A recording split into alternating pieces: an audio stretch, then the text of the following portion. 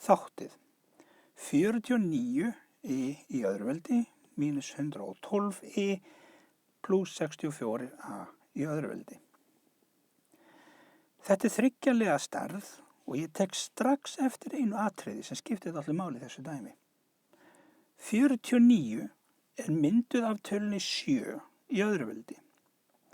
Er líka í öðru veldi. Kíkjum á hinn endan. 64 er myndað af 8 í öðru veldi. Tölunni 8 í öðru veldi. Og svo kemur hérna í öðru veldi. Þetta styður það að ég get beitt ferningsreglunni hérna. Því sjáu til, ef ég er með þriggjalega stærðir og ég er með báða liðina hér fremstan og aftastan í öðru veldi, þá get ég þáttað þetta í sviga í öðru veldi og formerki hér sem er mínus kemur þá á milli. En sjáu til, þetta A sem er hérna undir öðru veldi er þá fyrri liðurinn í sviganum og þetta B hérna í lokin undir öðru veldinu er þá seinni liðurinn í sviganum. Þannig ég get beitt þessari reglu hérna á þetta dæmi. Því sjáu til, fyrri liðurinn hérna, fyrsti liðurinn er 7 og sem er undir öðru veldi, þá kemur það sem fyrri liðurinn hér.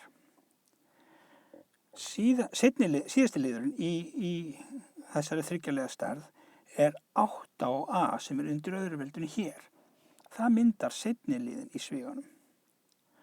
Nú, það er mínus hérna í þessari þriggjalega stærð og þetta formerki ræður því hvaða formerki er inn í sviganum. Ef það er mínus hér, þá kemur mínus í sviganum.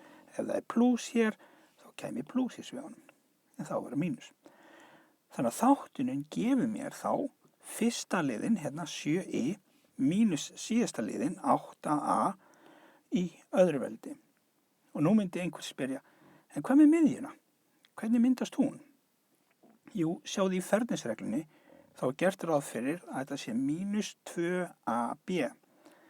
Það er að segja, mínus 2 sinnum fyrri liðurinn sem er 7 sinnum síðasti liðurinn, 8a, og þegar ég margfalda þetta saman, þá fæ ég út hérna mínus 112 eða sem er nákvæmlega þessi miðjuliður. En ég þarf ekkert á honum að halda hérna til þess að geta þáttað. Ég þarf bara sitt hvern endan á þessari liðastærð.